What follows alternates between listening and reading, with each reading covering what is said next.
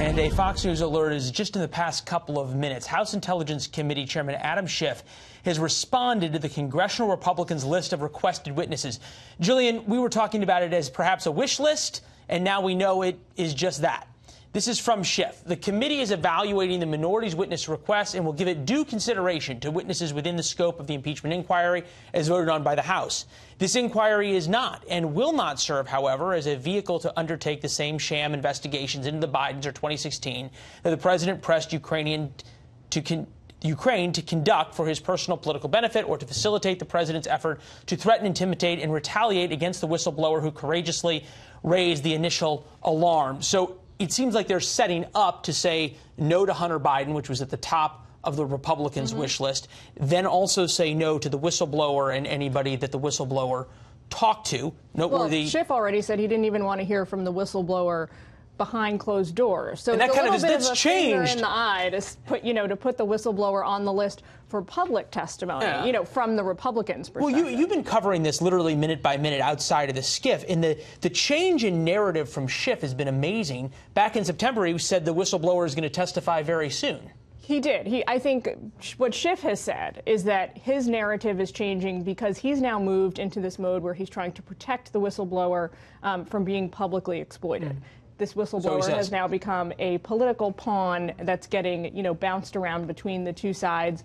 Everybody rushing to identify him or her in Washington. Who would have thought? And it's interesting. I mean, it comes to both sides trying to play the game of what witnesses will show up, whether it is John Bolton and Mick Mulvaney that the Democrats want, whether it's the whistleblower and Hunter Biden that the Republicans want.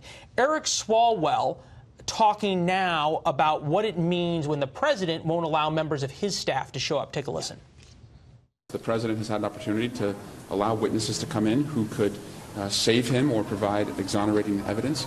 Anytime he blocks someone and they don't come in, we conclude that there's a consciousness of guilt there. All right, so the flip side to that is essentially what Congressman Mark Meadows told me earlier in the week, which was basically the chutzpah of these people to try and request the president's chief of staff, the president's national security advisor. Back when Republicans were in the majority, he said, "Can you imagine if we had subpoenaed Susan Rice or any one of President Obama, Valerie Jarrett, any of the David Axelrod, we would not. I think the Benghazi hearings would have loved to have seen that. Yeah.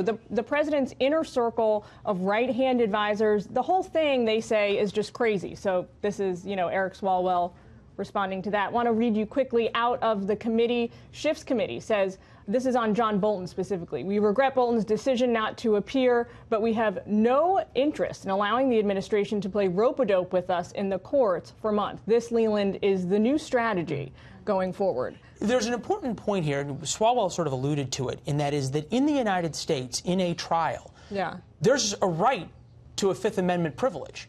And there is, in any trial, the judge says you cannot read into the fact that a defendant did not testify against him